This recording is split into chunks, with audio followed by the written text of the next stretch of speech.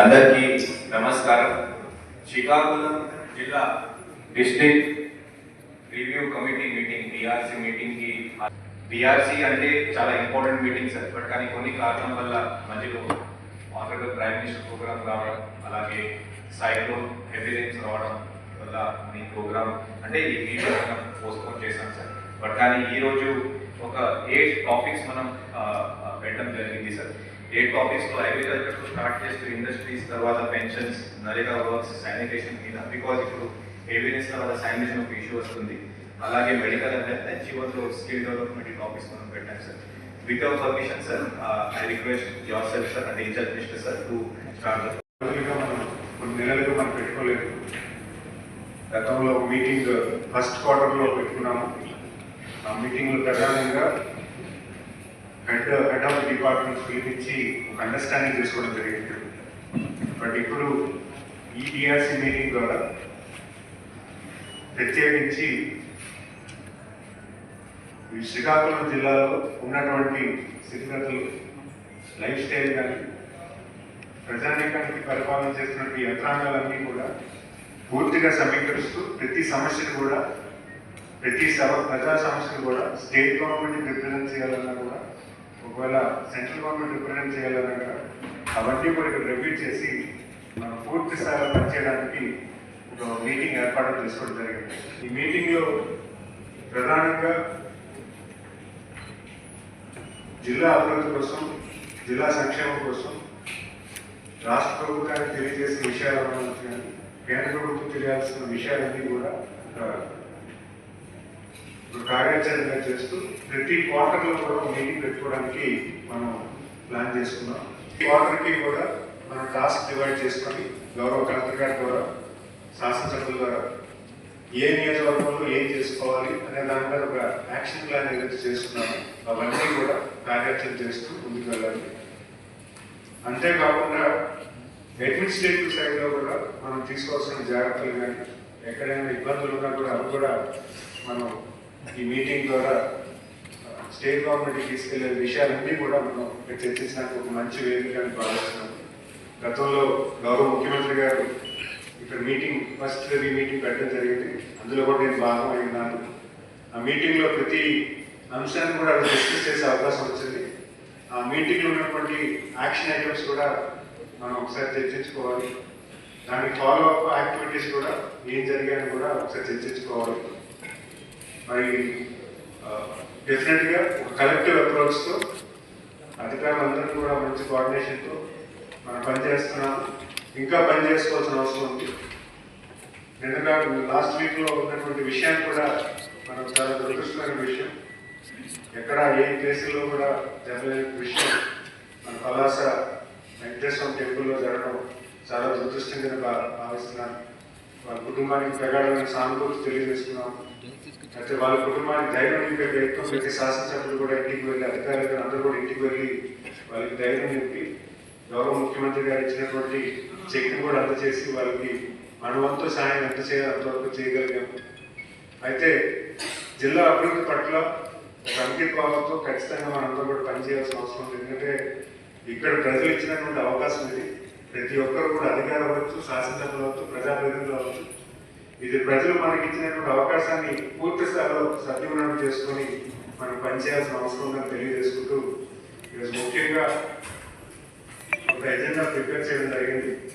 ఆ ఎజెండా ప్రకారంగా ఫస్ట్ మనం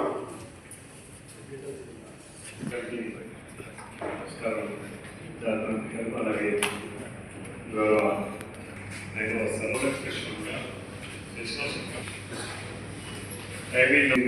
గౌరవ ఇన్ఛార్జ్ ఆల్మోస్ట్ 1.5 year అయిన తర్వాత మనం 1,90,000 హెక్టార్లలో 1,50,9 హెక్టార్లు ఏరియా మనకు క్రాప్ కవరేజ్ అవడం జరిగింది. అదేవిధంగా ప్యాడీ, ముఖ్యంగా మనకి మేజర్ ఏరియా ప్యాడీ 1,46,526 హెక్టార్లు ప్యాడీ ఏరియా.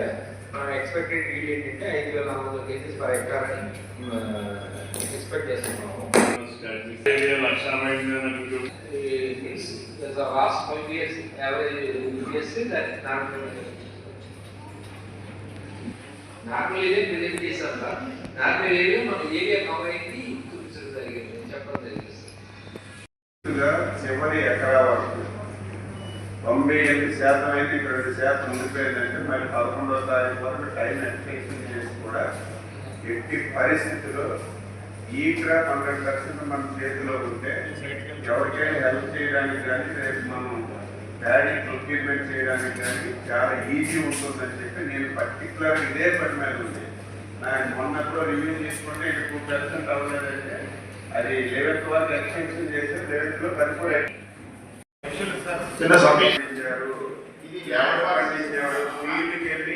క్రాప్ అయితే క్రాప్స్ టోటల్ గా ల్యాండ్ పార్సల్స్ అన్నటువంటిది మనకి 22 లక్షలు ఉన్నాయి సార్.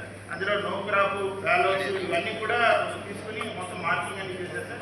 క్రాప్ జోన్ ఏరియా అన్నటువంటిది ప్యాడీకి సంబంధించి గతం లాస్ట్ ఇయర్ తో పోల్చుకుంటే ఇప్పుడు ఇంచుమించుగా 18,000 హెక్టార్లు పెరిగింది. పండించిన ఎవరు ల్యాండ్లో ఎవరు పండించినా సరే నా రికార్డ్ అనేది వాళ్ళు పండించిన వరకు నా దగ్గర నమోదు కావాలనేది సిస్టమ్. అది 100% చేసామంటున్నాం. ఒక విలేజ్ వెళ్ళండి అంటే అక్కడ ఎంతమంది 50 మంది ఉన్నారు, మనకి 50 మంది వచ్చేస్తుంది. ఈ ఫలానా అచ్చెన్నాయుడు గారు నేను ఏ రోజైనా విలేజ్ పెట్టండి, గ్రాఫిక్ చేసుకోవాలి. వాళ్ళే విలేజ్ ఇచ్చేవారు. నేను ఆ విలేజ్ లో ఎక్కడైనా సరే ఇప్పుడు ఫర్ ఎగ్జాంపుల్ మీకు అంటే మనకి మొత్తం ప్రొక్యూర్మెంట్ వచ్చే అవకాశం ఉన్నదని మనకు అంచనా ఉన్నాయి సార్. దానికి 6,50,000 మనకి ఇందాక టార్గెట్ నిర్ణయించడం జరిగింది. కిందసారి కన్నా ఈసారి 1,50,000 లక్షలు టార్గెట్ నిర్ణయించడం జరిగింది. దీనిని ప్రొక్యూర్ చేయడానికి కోసమని మనకున్న రైతు సేవా కేంద్రాలని మొత్తం క్లస్టరింగ్ చేసి 406 ప్రొక్యూర్మెంట్ సెంటర్స్ పెట్టుకోవడం జరిగింది సార్. ఈ 4 ప్రొక్యూర్మెంట్ సెంటర్స్ సంబంధించి మనం స్టాఫ్ను కూడా అందరం తీసుకున్నాము. అందరికీ ట్రైనింగ్ ప్రస్తుతం నడుస్తున్నాయి. ఏంటి సార్ ఇందులో ముఖ్యంగా 2 విషయాలు గౌరవ సభ్యులకు తెలియజేశారు. కిందసారి కన్నా ఈసారికి కొన్ని ఈ ప్రొక్యూర్మెంట్లో మార్పు చెప్పులు తీసుకెళ్తారు సార్.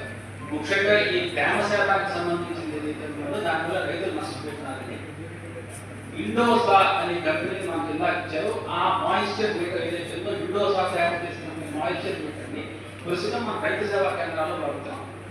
అదే మాయిశ్చర్ మీటర్ని మిల్లుల్లో కూడా పెట్టడం జరిగింది సార్. అంటే అదే డీటెయిల్స్ కూడా ఇవ్వండి.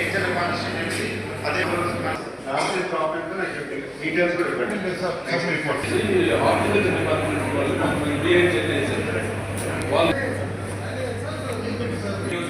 అది ఏ నియోజకవర్గమైన సమస్య రాకపోతే మాత్రం action all the employees Ichchapuram, Pathapatnam, Palasa అక్కడ మౌలిక సదుపాయాలు కొంచెం తక్కువ ఉన్నాయి. లేదు అంటే లేదు, బట్ తక్కువ ఉన్నాయి. ఇక్కడ కొద్దిగా స్కూల్ కాలేజ్ ఎక్కువ ఉండడం వల్ల అక్కడ నుంచి ఇక్కడ రావడానికి కొంచెం అక్కడ 3 months ఉండగా మళ్ళీ ఇక్కడ రావడానికి అందరి దగ్గర వస్తారు. దయచేసి మీరు కూడా అందరూ అర్థం చేసుకోండి. మేడం ఉన్నారు, సార్ కూడా ఉన్నారు, పాతపట్నం ఎమ్మెల్యే గారు కూడా ఉన్నారు. దయచేసి వాళ్ళ నుంచి కూడా పెట్టేసుకుని తర్వాత ఇక్కడ తీసుకొస్తే ఇక్కడ నుంచి ఎవరో పంపిస్తే బాగుంటుంది. సో దయచేసి అందరూ అర్థం చేసుకోండి. ఆల్ ఎంప్లాయీస్ ఇక్కడ రావడానికి చాలా ప్రెషర్ పెడతాను. బట్ ఆయన ఒక పాలసీ డిసిజన్ తీసుకున్నాం. ఇచ్చాపురం అక్కడ నుంచి ఎంప్లాయీస్ మన శ్రీకాకుళం వాళ్ళు తీసుకురావాలంటే ఇక్కడ నుంచి ఖచ్చితంగా ఒక పర్సన్ అక్కడ పంపిస్తే పలాసాగా ఇచ్చాపురం వల్ల రాకపోవడం, మేము బలవంతంగా జాయిన్ చేయమని చెప్తే మేము మినిస్టర్ గారి దగ్గర నుంచో లేకపోతే ఎవరి దగ్గర నుంచో లెటర్స్ తెచ్చుకుంటామన్న ప్రాబ్లం ఉంది సార్. ఇంకా స్టిల్ టుడే పలాసాలో మాకు మందసా మండలంలో చాలా దగ్గర విఆర్లో కానీ వీళ్ళు కానీ 41 పంచాయతీలు ఈరోజు 19 మంది పనిచేస్తున్నారంటే ప్రశ్న ఒకటి అర్థం చేసుకోండి సార్. ఇప్పుడు ఈ హార్టికల్చర్ గురించి ఆల్రెడీ మొన్న ఈ మోతర్ తుఫాన్ వల్ల 8 మండలాలు 36 విలేజెస్ నష్టపోయి రాశారండి.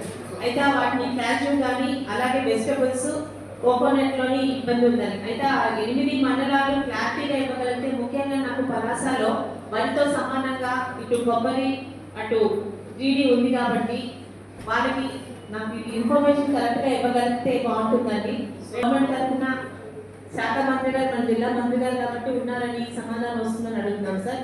వాళ్ళకి మనం కాంపన్సేషన్ ఎట్లా చేయగలుగుతున్నాం ఈ హార్టికల్చర్లో?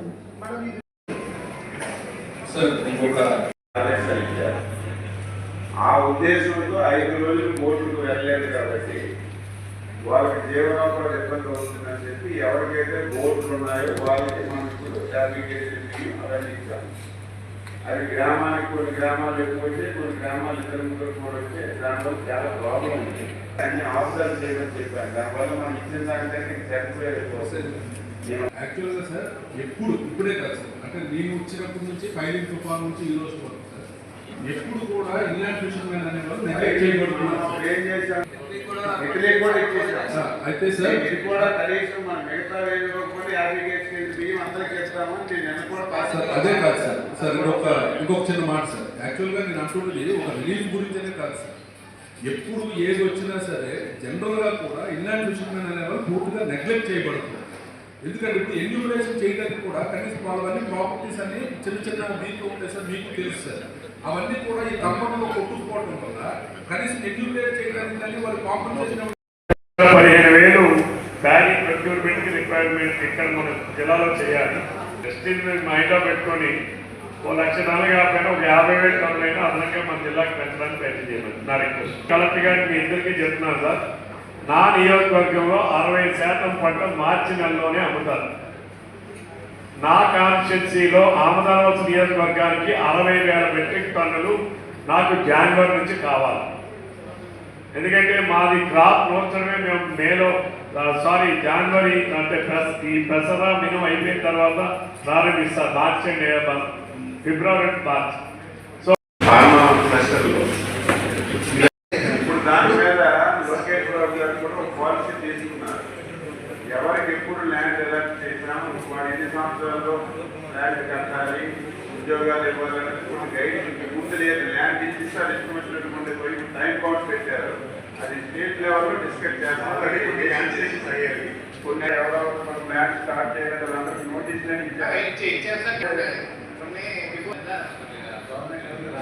అలాంటి ఉంటే కూడా అక్కడ డెసిషన్ తీసుకున్నాం. డీటెయిల్స్ కూడా సర్ప్రైజ్ వెబ్సైట్లో చూస్తే సార్ ఎక్కడా కూడా ల్యాండ్ అవైలబిలిటీ లేదంటే మాకు సర్ప్రైజ్ చేయండి. మొత్తం డీటెయిల్స్ ఏవైతే ల్యాండ్స్ అలాట్మెంట్ ఇండస్ట్రీ పెట్టలేదు. అంటే నా కాన్స్టిట్యూన్సీలో అలాంటి ఒక పరిస్థితి ఉంటే ఆ ఓనర్ని వాళ్ళకి క్యాన్సిల్ చేయించి వేరే వాళ్ళకి ఇప్పించాను.